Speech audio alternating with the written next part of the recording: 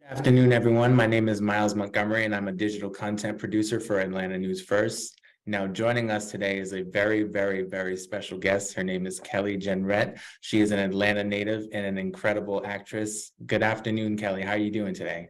Good afternoon, Miles. I am doing well. Thank you for asking. Thank you. It is so great to have you on today. We want to get into a lot of things that you have going on, but first, I would love to start with just giving you your flowers while we have the chance. You are such an incredible actress, such an incredible innovator, content creator. Everything that you do, you're such an inspiration to so many people, and we want to just recognize that while we have the chance. So, Well, thank you. thank you for Thank everything you. that you do.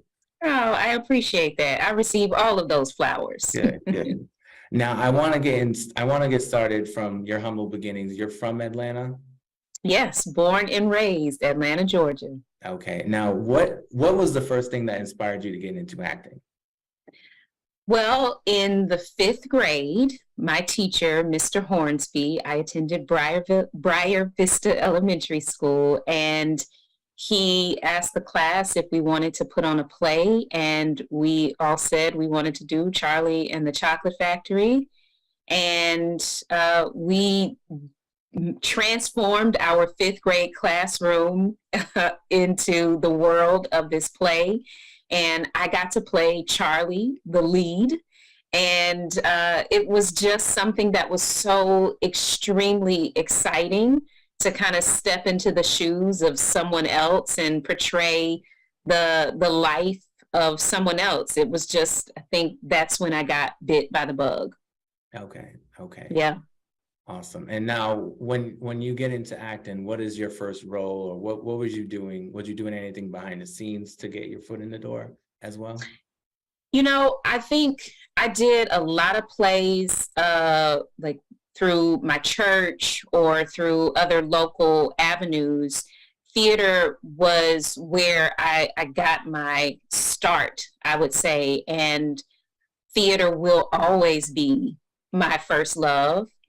And I think just working in the theater world kind of really helped to prepare me for where I am today.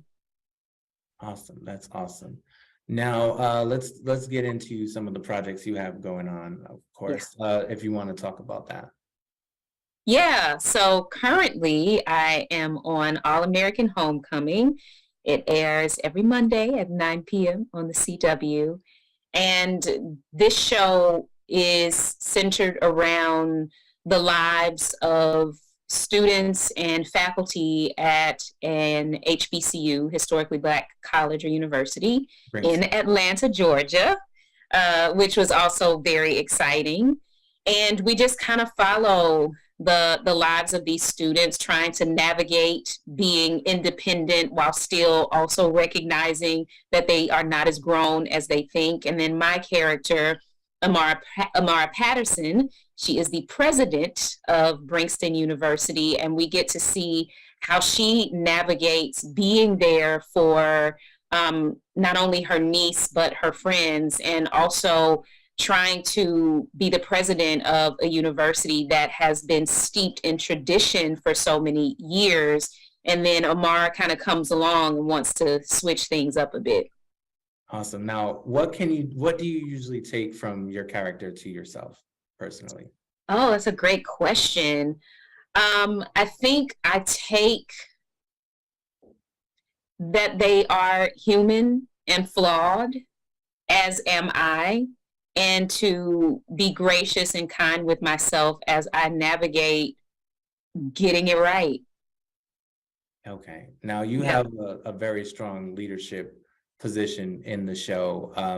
Can you talk about the importance of providing not only good leadership, but being a resource for people who may not be able to reach out if they're struggling with something, or just in general, just being able to seek extra resources if they need it? Yeah, I think it's so important that as a strong leader, you understand the responsibility that you have to serve. I think sometimes we can get it confused that leadership means that people serve us. And I feel like a great leader is someone who serves others. And that means when you say, hi, how are you doing? Stopping and listening for the answers so that you can kind of gauge, like, I know you said okay, but your eyes are telling a different story. And then let's talk about that so that we can figure out how to get you the help and the resources that you need. And to also let people know there's no need to be ashamed of that. And then also to share your experience, your testimony with, I've been there and I made it through. Awesome. That's amazing. Yeah. Now, I would like to get into the other projects that you've been in, and can you talk about some of the other roles and what is your favorite role that you've done so far? Oh, Miles, asking about the favorite role is like asking who your favorite child is. It's so hard to I answer know that if you ask my question. mother, she'll tell you. So like, yes, it's Miles. Yes. Um, yeah, I've had the opportunity to work on some really amazing projects with some really amazing people. I was blessed and fortunate to work on my very first series regular role on a show called Grandfather with John Stamos, Paget Brewster, Joshua Peck, Christina Milian, Ravi Patel. It was just such an amazing experience to work with these veterans and then to be welcomed into the fold. And they taught me things, they shared things with me, and so that was really amazing. I got to do another project called Uncorked. It was on Netflix. I'm not sure if it's still on Netflix, but that was with Mamadou Athie, Courtney B. Vance, Niecy Nash, some really other amazing, talented people. And I didn't realize, like, we all know that Niecy Nash is hilarious.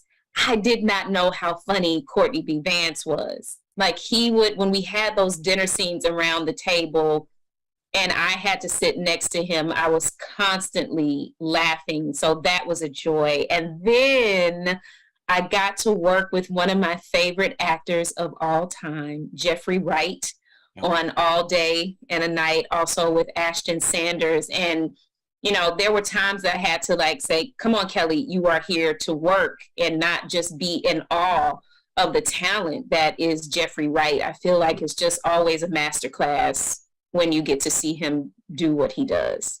absolutely. Now, on the show, you work with a lot of young actresses and actors. Can you talk about anything that you've taken from them that maybe they've inspired you in some way, or maybe they've, helped you up your game, which is not lacking, but it's anything you can take from any of the young actors? Absolutely. I think for me, I don't ever want to get to a place where I feel like there's nothing I can learn or that I've arrived. And so they absolutely keep me on my toes. I think there is just that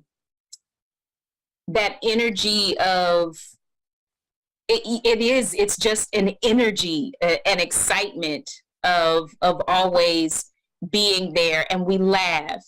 Laughter is something that I appreciate, that I get to participate in with them, just remembering to always laugh. Absolutely. And that is an incredible show as well. Yeah, thank you. Now, for any young aspiring actors or actresses, since you've been in this game for a very long time and you've done so well for a very long time, is there a piece of advice that you can offer to anyone wanting to get into this business? I think the piece of advice I would offer is to understand why you want to get in this business. It is a hard and brutal business. And I think people have to be willing to tweak their ideas and expectations of what success looks like. Success should not only be defined by being on a TV show or in a film or having recognition. If I were to never book anything else, but I'm able to impart some type of wisdom to someone else, for me, that is success. And so I think that people who want to participate in this industry need to be very clear on why they want to do it, and then go from there. What is the goal? And then pursue it with all that you have. Okay, awesome. Now I want to get into some things for all of the loyal fans out there. Yeah. Who is the I want to know who is the most uh interesting on the set? Who jokes the most? Who's most comical on the set? Oh, I think most people would say me. Okay. They would say I am I am uh the silliest on set, which may be surprising. But yeah, that's what they would say. And then I want to say next to me, mm, I would probably, gosh, I would probably say it's a tie between Camille, who plays Thea, Yeah. and I'm leaning towards JR, played by Sylvester. Okay. Yeah, yeah.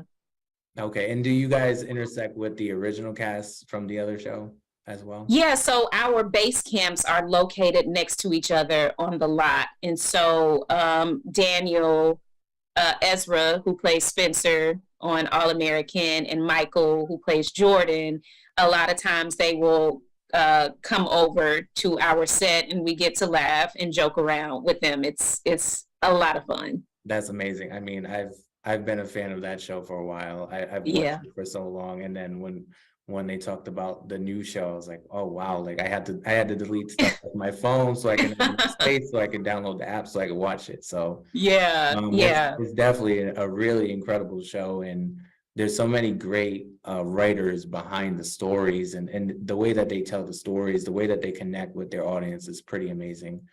Daniel is such an incredible actor. Michael and all of them, Jeffrey and everyone on each show they have their own story, and the way yeah. that they tell the story is pretty incredible. Yeah, it's amazing. I have been a fan of All American since it started. It was one of the very few shows that my husband and I would watch live. And even before I got the audition for All American Homecoming, we were and still are huge fans of All American. That's good. That's good. Yeah. Now, I don't want to get into any spoilers, but I do want to know. I've only stopped at episode 3, so I haven't seen anything past that yet. But I do Okay. want to know, is there anything else you're working on in the future? Any other projects you're working on that you could tell us about? Well, right now, I have been commissioned by Black Rebirth Collective. It is a theater collective that I am a founding member of, and they commissioned me to write a piece. And that is what I'm in the process of doing. It is about Betty Shabazz and Coretta Scott King, just an imagined meeting between these two iconic women. And it was inspired from Jeff Stetson's play, The Meeting, about an imagined meeting between Malcolm X and um, Reverend Dr. Martin Luther King Jr. And I was just so moved by it. And I said, I would love to see an imagined meeting between their wives, and not just seeing them as the wives of or the widows of. Who were these women before we knew them as the wives or widows of, and what were they like behind closed doors? And so this play will give us an opportunity to kind of peek behind the curtains and see these women as real, flawed, incredible, dynamic human beings. That's amazing. Yeah. That is amazing. And speaking of amazing, as an Atlanta native, Hmm. I want to know, is there anyone from the city, anyone specific that inspires you every day, and you want to up your game and do everything you can to just go hard for them specifically? Anyone? I mean, I there's so many incredible examples. it's so many incredible examples. I would have to say my mom. Okay. While there, I think, are amazing people outside of the nucleus of my family, what really resonates with me is the people that I can touch and that I can actually see and have conversations with and see how they live out their lives when things are ugly or messy, or challenging. And so just watching my mom, Loretta Phillips, navigate through life with grace, even when she gets it wrong, still being able to come back and say, this is what I need to do. And just all that she has instilled in me, it definitely makes me want to do all that I can to continue to make her proud and to just honor her, because God chose her for me. And so I would have to say it's her. She's the one. Okay, that's amazing. Yeah. Now, also as an Atlanta native, with Atlanta rapper Takeoff passing away recently, getting shot and killed in Houston, I wanted to know, what you can take from that and how you can be able to, heal as an Atlanta native, as a person of the community, losing another person to senseless violence. Yeah, it's, growing up, I feel like I used to always hear the older people in my family talk about it being the last days. And, it's very challenging when people do become lovers of themselves and they only think about their desires and what it is they want, so much so that they are willing to take the life of someone else. And so it is extremely heartbreaking. My heart goes out to his family, and even the individual who took his life. My heart goes out to them too, because the Bible says, out of the overflow of the heart the mouth speaks. And so it just breaks my heart to know that his heart is so darkened that he could do something like that. And now, not only did he ruin the lives of Takeoff's family, but he ruined his life and his family members. And so I think things need to be addressed as a whole, so that we can also stop the senseless killings and also stop the people who are doing the senseless killings. And so for me, whenever, no matter what the situation, I lean into and on my faith. I pray, and I also seek wisdom on what it is that I can do to help, make this world a better place. Okay. Now, I do want to let you know, I'm from a place called Providence, Rhode Island.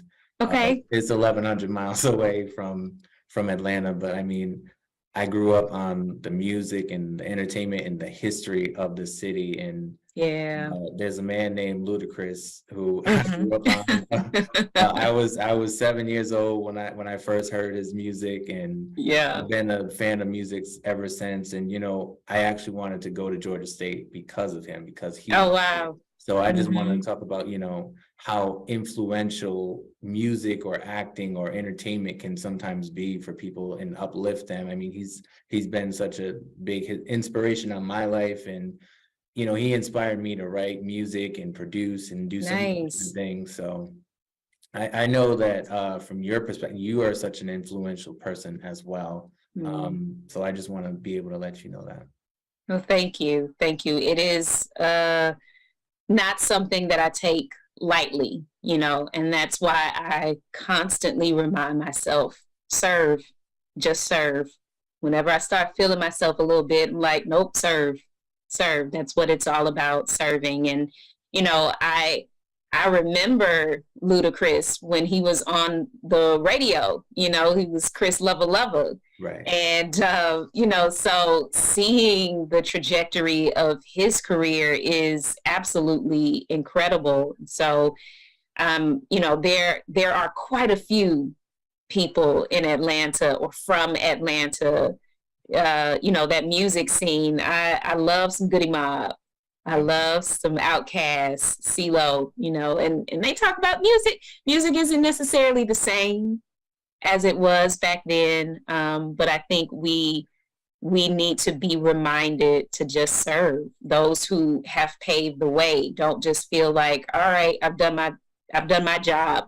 No, we got to go back and then help them to walk this road that we paved. Absolutely. Yeah. Any other projects or anything else you'd like to discuss? I think that's it. When you talk about my favorite projects, and I think about the three that I mentioned, now I'm like, oh, maybe I should have mentioned. Listen, Handmaid's Tale. What I got my Emmy nomination from working on that was absolutely incredible. Elizabeth Moss was a dream to work with. OT was a dream to work with. It was such an incredible experience. And I'm just so grateful to God that He has allowed me to meet and work with some of the most talented individuals in this industry. So I didn't want to leave without talking about that.